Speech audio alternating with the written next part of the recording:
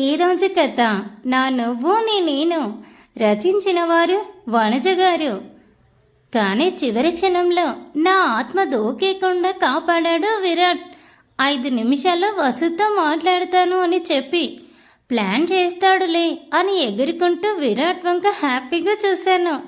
ఏంటో నా జీవితం గత వారం రోజుల నుండి అన్నీ సడన్గా జరిగిపోతూ ఉన్నాయి.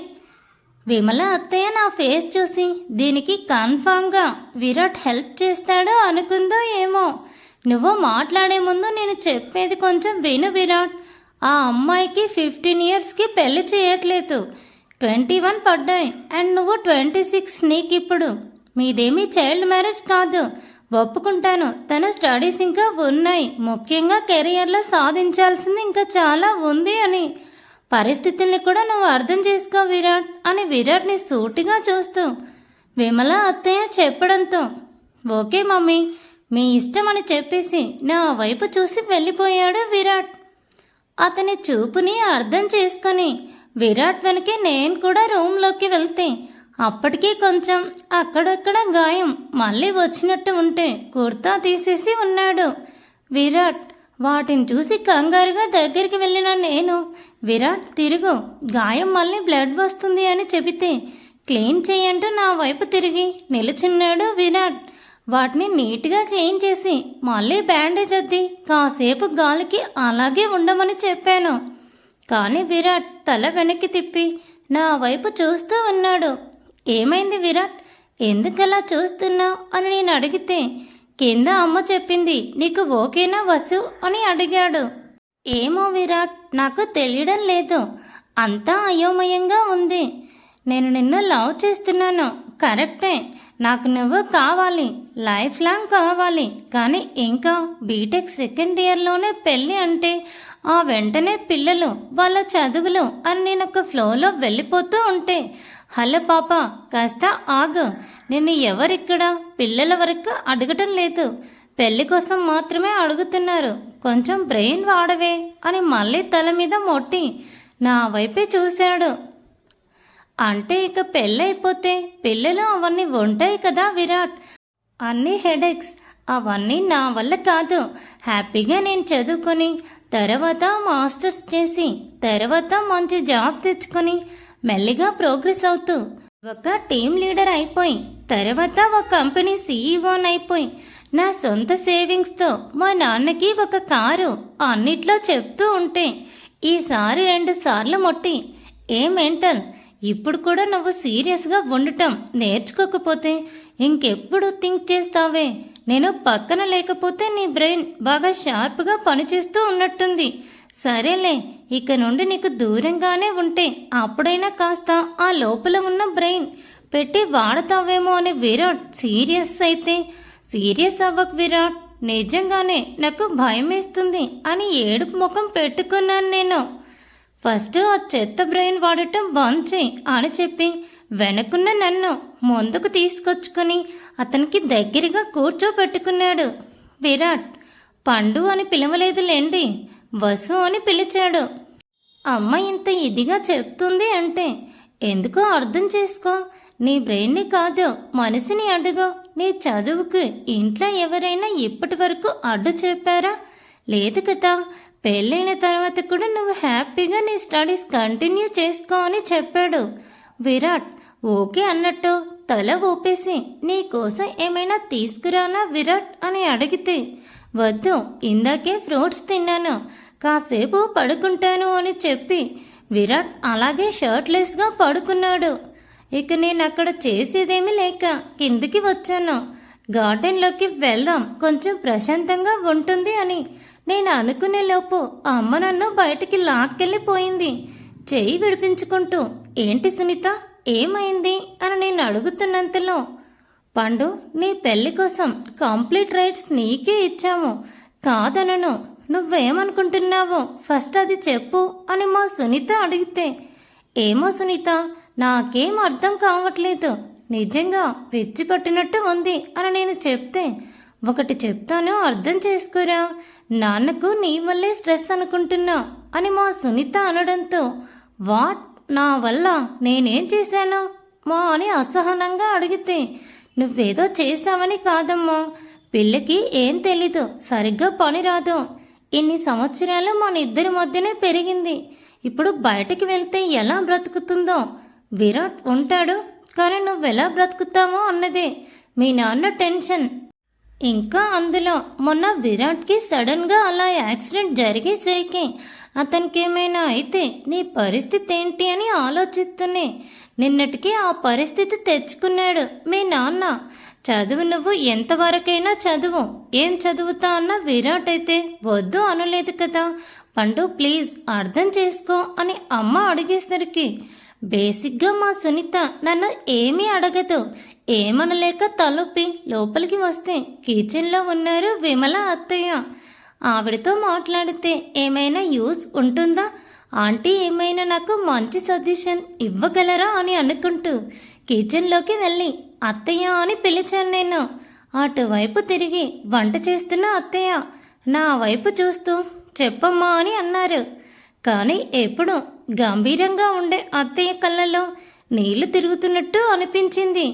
కంగారుగా దగ్గరికి వెళ్ళి ఏమైంది అత్తయ్య అని అడిగితే ఇక్కడ కాదు రూమ్లోకి రా మాట్లాడుకుందాం అని చెప్పి అత్తయ్య నన్ను తన రూమ్లోకి తీసుకొని వెళ్ళారు. విరాట్తో పెళ్ళి నీకిష్టమే కదా వసు అని అడిగారు అత్తయ్య. దేవుడా, పొద్దున్నుండి ఈ క్వశ్చన్ నన్ను వెంటాడుతూనే ఉందా అనుకుంటూ ఇష్టమే అని తలూపాను నేను. నువ్వు ఏమనుకుంటున్నావో నాకు తెలుసు. నీకు విరాట్ అంటే ప్రాణం, కానీ ఇంత ఎర్లీగా పెళ్లి చేసుకోవడం ఇష్టం లేదు. అయితే ఒకటి చెప్తాను, వింటావా అని ఆవిడ అడగటంతోనే మళ్ళీ టింగ్ టింగ్ అని తల ఊపాను నేను. వింటాను అని. నేను మొన్న విరాట్కి యాక్సిడెంట్ జరిగిన వెంటనే సిద్ధాంత్ గారికి కాల్ చేశాను, గుర్తుందా? ఆయన నాకు ఒక విషయం చెప్పారు అని వాళ్ళిద్దరి మధ్య జరిగిన కాన్వర్సేషన్ నాకు చెప్పారు. నేను కూడా గాబరాగా అత్తయ్య గారి వంక చూస్తే పెళ్ళి ఎప్పుడైనా చేసుకునేదే వసు, ఇక తర్వాత లైఫ్ మొత్తం మీ ఇష్టం అంటే చెప్తున్నాను అని తప్పుగా అనుకోవద్దు. డాక్టర్గా చెప్తున్నాను, విరాట్కి అమ్మగా కాదు. తర్వాత మీ పర్సనల్ లైఫ్ స్టార్ట్ చేయడం, పిల్లలు అవన్నీ మీ ఇష్టం. అందులో ఎవరి ప్రమేయం ఉండదు. నేను మాటిస్తున్నాను. ఇప్పటికైతే మీరంత ఎర్లీగా పెళ్లి చేసుకుంటే అంత మంచిది. పైగా చూసావు కదా మీ డాడీని, నీ గురించి ఆలోచించి కూడా ఇంతవరకు తెచ్చుకున్నారు. అప్పటికి ఇప్పటికీ ఏం చేంజ్ అవ్వదు. నీ డ్రెస్సింగ్ స్టైల్లో ఏమీ అవ్వదు. విరాట్ ఏమైనా అడ్డు చెప్తే నాకు చెప్పు అని ధైర్యం ఇచ్చింది విమల అత్తయ్య.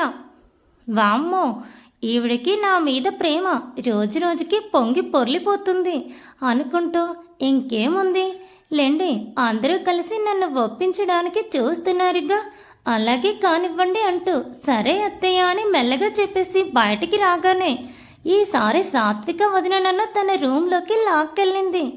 ఇప్పుడు వదిన ఇంకేం చెప్తుందా అనుకుంటూ చెప్పు వదిన అని నేను అనడంతో వావ్ పండు, మీ పెళ్లి త్వరలో, నాకు ఆడపడుచు కట్నం త్వరలో వస్తుంది అని గట్టిగా నవ్వేసింది. నేను అలకగా చూడటంతో జస్ట్ కిడ్డింగ్ పండు, భయపడుతున్నావా? అస్సలు భయపడకు. నేను కూడా నీలాగే థర్డ్ ఇయర్లో ఉన్నప్పుడే చేసుకున్నా కదా. కాకపోతే నువ్వు 1 ఇయర్ ముందే సెకండ్ ఇయర్లోనే చేసుకుంటున్నావు అంతే.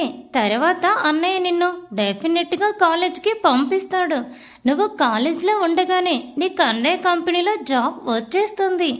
ఏంటి, ఆల్రెడీ నీకోసమే ఒక పోస్ట్ ఖాళీగా ఉంటేను నీ కోరినవన్నీ డ్రెస్సులన్నీ ట్రై చేయొచ్చు, ప్లేసెస్కి తిరగొచ్చు, జాలీ జాలీగా ఉంటుంది తెలుసా పండు.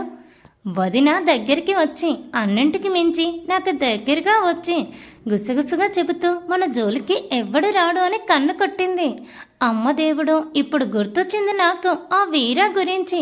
కానీ వదిన చెప్పినవన్నీ వింటూ ఉంటే బానే ఉన్నాయి. పెళ్లి చేసుకుంటే ఎన్ని బెనిఫిట్స్ ఉంటాయా, కాలేజ్లో ఉన్నప్పుడే పెళ్లి చేసుకుంటే అని థింక్ చేస్తూ అందరి మాటలు మా ఇంట్లో గజిబిజిగా లేపుతుంటే పబ్కి వెళ్ళి ఒక పెగ్ వేద్దామా అనిపించింది. అమ్మో, మీరు మళ్ళీ నాకు అలవాటు ఉంది అనుకున్నారు. అస్సలు లేదండి బాబు, ఏదో డైలాగ్ వాడేసాను అంతే. అలా 2 రోజులు గడిచిపోయాక మనం అప్పుడే కాలేజీ పంగనామం పెట్టి 10 రోజులు అయింది కదా. నాన్నకి మా హెచ్ఓడి నుండి కాల్ వచ్చింది. అడిగితే నా వైపు చూస్తూనే పండుకి వసుధకి పెళ్లి ఫిక్స్ అయిందండి, త్వరలోనే పెళ్లి జరుగుతుంది అని చెబుతూ పక్కకు వెళ్ళి మాట్లాడాడు. నాకు తెలుసు మా నాన్న లెక్చరర్ కాబట్టి కన్ఫామ్గా లీవ్ అడ్జస్ట్ చేయమని లేదా అటెండెన్స్ వేయమని చెప్తాడు. ఇంకేముందిరా, అయిపోయింది, నా సింగిల్ లైఫ్ అయిపోయింది, నేనిప్పుడు సింగిల్ సింతకాయని కాదు అని వాపోతూ ఉండగానే ఇంటికి సిద్ధాంత్ గారు విత్ పంతులు గారు వచ్చారు. ఎంగేజ్మెంట్ ఆల్రెడీ అయిపోయింది అని చెప్పడంతో మా ఇద్దరి జాతకాలు తీసుకొని వెళ్ళి ఒక మంచి ముహూర్తం చెప్తామని మా ఇద్దరిని ఆశీర్వదించి వెళ్ళిపోయారు. కానీ విచిత్రం ఏమిటంటే విరాట్ నాతో అస్సలు మాట్లాడటం లేదు. 2 రోజుల నుంచి రూమ్లోకి వస్తున్నా కూడా సీరియస్గా చూస్తున్నాడు. అది ఎందుకో నాకు అర్థం కావడం లేదు. ఇలా ఉండగానే మా లత పెళ్లి రోజు రానే వచ్చేసింది. అమ్మా, రాక్షసికి అసలు నాకేం జరిగిందో చెప్పని కూడా చెప్పలే, చంపేస్తుంది నన్ను ఇప్పుడు అనుకుంటూ విరాట్ దగ్గరికి పెళ్లిలాగా వెళ్ళి, విరాట్ నేను లత పెళ్లికి వెళ్ళనా, ఈరోజే తన పెళ్ళి అని చెప్పడంతో నా వైపు సీరియస్గా చూసి రెడీ అవ్వు, నేను కూడా వస్తున్నా పద అని చెప్పాడు. షాక్ అవుతున్న కిందికి వెళ్ళి మమ్మీ లత పెళ్ళికి వెళ్ళొస్తాను, నన్ను రెడీ చేయవా అని అడిగితే ఏకంగా పెళ్ళై 2 పిల్లలు ఉన్నట్టు మా అమ్మ నాకు మంచిగా చీర కట్టి నగలన్నీ వేసి రెడీ చేసింది. బయటికి వచ్చి చూసుకున్నాక నిజంగా నాకు నేను ఆంటీ అన్న ఫీలింగ్ కలగడంతో ఇంకా నీరసపడిపోయాను. నేను దేవతలాగా విమల అత్తయ్య వచ్చి, సునీత ఏంటి చిన్నపిల్లని ఇంత హెవీగా రెడీ చేసావని చెప్పి తన రూమ్లోకి పిలుచుకొని పోయి ఆ నగలన్నీ తీసేసి లైట్ నెక్లెస్ ఒకటి పెట్టి పెద్ద బుట్టలో అరేంజ్ చేసి లూజ్ హెయిర్ పట్టు చీర అమ్మాయి ఎలా కట్టుకుంటుందో అలా కట్టి ఇప్పుడు ఓకే అని చెప్పి పంపింది. విరాట్ కూడా కాటన్ షర్ట్ కాటన్ జీన్స్లో రెడీ అయి కిందికి వచ్చాడు. 100 జాగ్రత్తలు చెప్పి నన్ను విరాట్ని పంపింది విమల అత్తయ్య. బాబు విరాట్ కాస్త స్లోగా వెళ్ళు అని నేనంటే నా వైపు సీరియస్గా చూపు చూసి 10 నిమిషాల్లో వెడ్డింగ్ హాల్లో పెట్టాడు. విరాట్ని చూసిన సుదీప్ సాదరంగా విరాట్ని ఆహ్వానిస్తే లత స్టేజ్ మీద ఉండి పోయింది. ప్రధానం చీర మార్చుకోవడానికి లత రూమ్లోకి వెళ్ళింది. నేను కూడా పెళ్లి కూతురు ఎక్కడో కనుక్కొని అక్కడికి వెళితే దాన్ని దూరం నుండి చూసి ఆగిపోయాను. అద్దంలో అటువైపు చూసుకొని ఇటువైపు చూసుకొని వెనకాల పెట్టి తొందర పెట్టి అట్లా రెడీ చేయండి అని చెబుతుంటే ఎంజాయ్ చేస్తూ ఇక చేసేదేం లేక తన దగ్గరికి వెళ్తే, అయ్యో మేడంకి నేను గుర్తున్నానా, మార్చిపోయారు అనుకున్నానే అని లత అంటే, ఊరుకోవే బాబు అని దాన్ని భుజం చేర్చి ఒక పక్క కూర్చున్నాను నేను. ఏమైంది వసుధ అంటూ అది నా దగ్గరికి రాగానే, ఏ ముహూర్తంలో అన్నావే నువ్వు మనిద్దరికి పెళ్లి జరిగి పోవాలని, ఇప్పుడు అదే అవుతుంది అని చెప్పి తల పట్టుకున్నాను నేను. యాహో పండు, మనిద్దరికి పెళ్ళైపోతుంది, సూపర్ కదా ఇది, ఇద్దరం బెంగళూరులో ఉండొచ్చు, మాల్కి తిరగొచ్చు అని అది చెబుతూ ఉంటే అబ్బచా అంటూ దాని వంక చూశాను. కానీ బయటికి వచ్చిన నాకేం తెలుసు ఇంట్లో ఆల్రెడీ పెళ్లి డేట్ ఫిక్స్ అయిపోయిందని, ఇంకా వారం రోజుల్లోనే నా పెళ్లి కూడా జరిగిపోతుంది అని. Thanks for watching. Please subscribe my channel for more videos.